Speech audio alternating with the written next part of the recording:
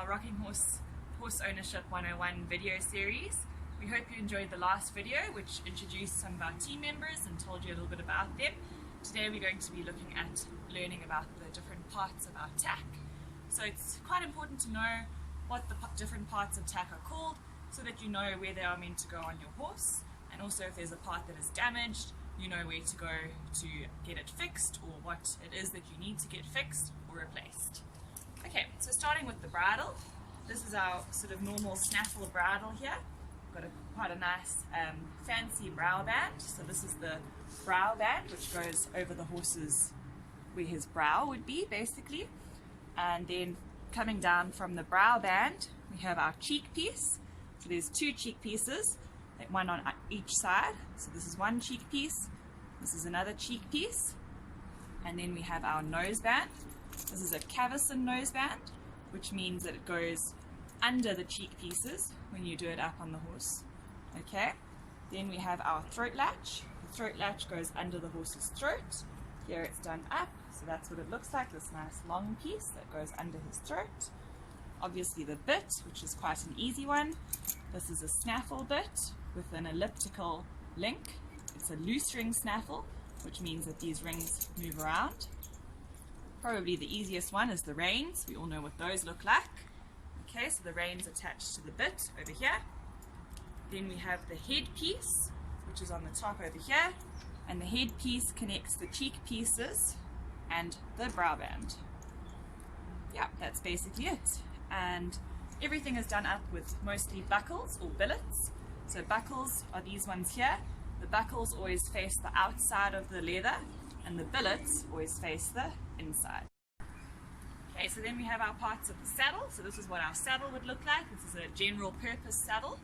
So the very front part of the saddle is here, and this is called the pommel. Then right at the back we have the cantle, which sticks up here. In the middle we have the twist over here, and then the seat, which is obviously where you sit. Okay, so that's quite easy. This is called the skirt, and this covers the stirrup leather. Alright, so this is the stirrup leather. This is the stirrup, or stirrup iron, obviously where your foot goes. Everyone knows about that part. So let's just run it down so we can see the rest. Then we have the D-ring over here. So we've used it here for the namna. You can attach other things to the D-rings if necessary. And then this is the stirrup bar, where your stirrups attach. Okay, and then there's the keeper. Then we have our knee pad over here, and the saddle flap over here, which flaps. Easy way to remember it. Knee block underneath here. Your billet guard and your billets for your girth. This is where the girth attaches, and this is the girth. On the underneath of the saddle, we have the panels on either side, and the channel, which runs through the middle here. In the front, you'll be able to see the gullet. As this is a Wintec saddle, it's synthetic, it's not made of leather. These saddles are quite adjustable in terms of the gullet. So you can actually take the gullet out and swap it for a bigger or a smaller gullet as necessary. So this is what the gullet looks like. That's the metal piece inside here. So as you can see, this is a white gullet. So this saddle currently has the widest gullet that a Wintec goes to, but there are various other colors that go to narrower gullets. So there's red ones, blue ones, black ones, which are narrower than the white ones. And then the namnas that this saddle has, so we have our normal namna or saddle pad here. Then this one has a sheepskin namna on it as well. So this sheepskin namna just helps the saddle to fit a little bit better. It fills in any gaps where the horse might be lacking muscle. And it also has a riser pad over here, which is made out of foam. And these riser pads serve a similar function to the sheepskin namna. They lift the saddle up off the horse's back a little bit, lift it up off his spine, and fill in any gaps where there might be muscle lacking. It's very important to take good care of your tack, especially leather tack.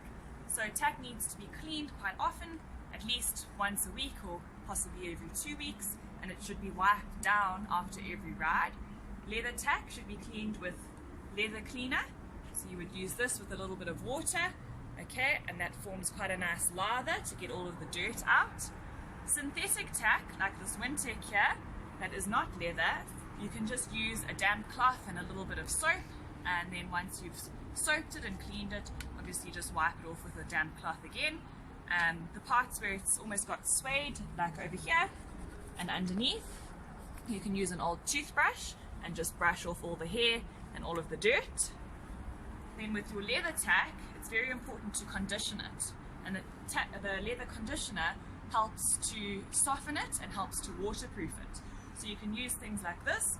So this is a leather balm, it's got beeswax in it which helps to seal it and condition it, and this is Hide Care, which makes it really, really nice and soft, and good old-fashioned Dubbin, which also helps to waterproof it and soften it. So if you take really good care of your tack, the stitching will last a lot longer, and that'll obviously increase the lifespan of your tack. So bridles, leather saddles, very, very important to clean them often with the correct products. Thanks for watching. I hope you found that interesting. On our next video, we're going to be covering different parts of the horse.